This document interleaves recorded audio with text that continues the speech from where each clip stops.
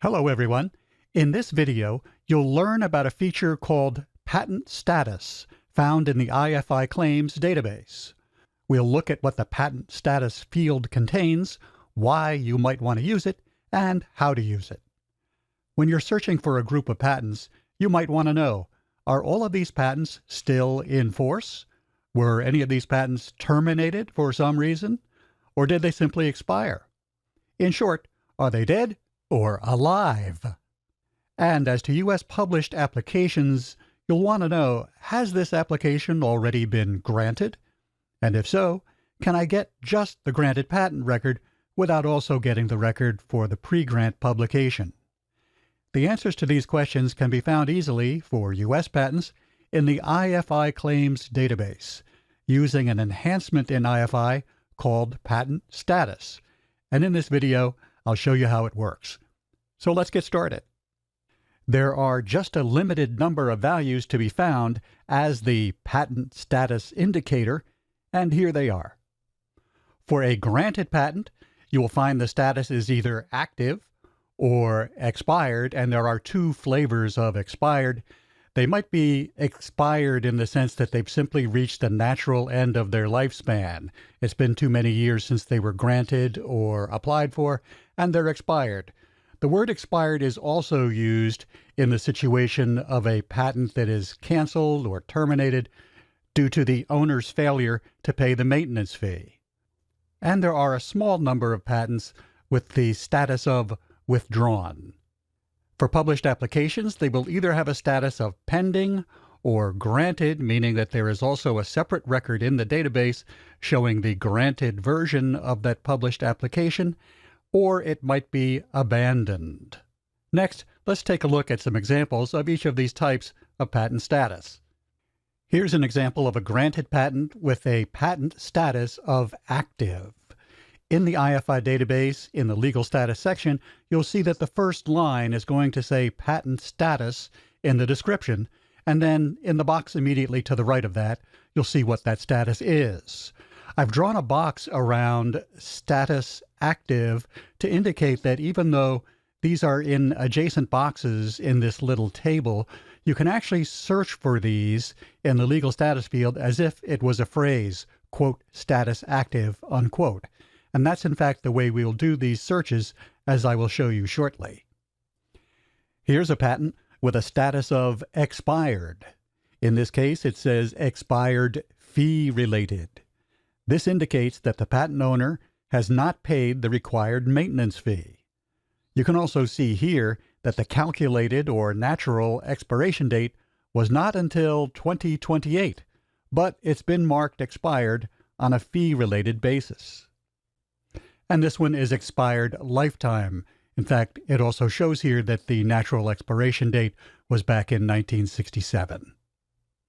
Now this patent is withdrawn. There are not many patents in the database with this kind of patent status. Most of them that are in the database look like this. You see this strange title, patent not issued for this number. I don't really know the particular legal scenario that results in this kind of record, but you will not encounter a lot of these in your searching. Here's another example of a patent with status withdrawn. This one's a B2. It more closely resembles a normal patent, but it is withdrawn. And you'll see an even smaller number of B1s that are marked status withdrawn. Now, as to published patent applications, here's an example of one that is pending. This has come out as a published application, but it's not yet granted. When it is granted, the record for the published application will be changed to show that the patent status is granted. At that time, you would also find a separate record for the granted patent in the database. And in that granted patent record, the patent status will ordinarily say active, as in the example that we saw before. This raises the question, if you're doing a patent search, would you want to get both of those records?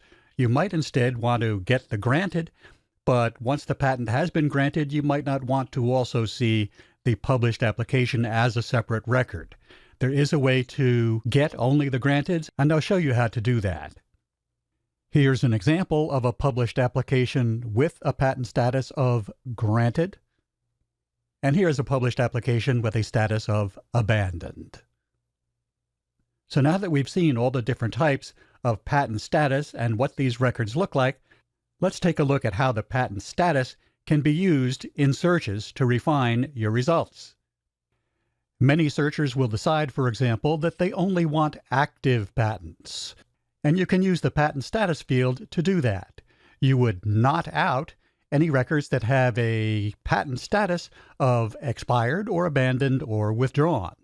On the other hand, if you're doing something like a prior art search, then you would want to see any patents that are out there even if they're no longer in force. And yet you might want to eliminate the records for published applications where you're already getting the record for the granted version. In that case, you can simply not out the patent status of granted. Or you can decide that you don't want inactive patents and you'd also like to eliminate published applications where there is also a granted. In that case, you could do a search statement like this one. All of these patent status values can be used in any combination that suits your purpose in a given search. To demonstrate the kinds of searches that I just described, I've gone into IFI Claims and I'll run a search for anything with Hewlett-Packard as the assignee. This is a very simplified version of a patent assignee search just for this demo. And I get over 71,000 results. If I use the patent status feature to not out any records indexed as expired or withdrawn or abandoned, the hits drop down to under 50,000. Hewlett-Packard has patents going back to the early 1960s, so it's not surprising that so many should be expired. If I leave in the expired patents, as I would do for a prior art search, or if I were researching the company's patent history, but I remove any records for published applications where there's also a granted record, the number goes down from 71,000 to 52,800. This reflects Hewlett-Packard getting close to 20,000 granted patents just since published application records began appearing in 2001. And if I use patent status indicators to remove both the inactive documents and also the published applications that are granted, as shown here in this search, I'm down to 31,000 records, well under half of the 71,000 records that I got initially, by filtering my results in IFI Claims with the patent status information. So that's it. I hope you will find that patent status in IFI Claims will be a useful addition to your search techniques. For more information, here are some links to additional resources, and if you have any questions or you need help, feel free to call the help desk at these numbers or email us at customer@dialog.com. Thanks for using Dialog, and enjoy the rest of your day.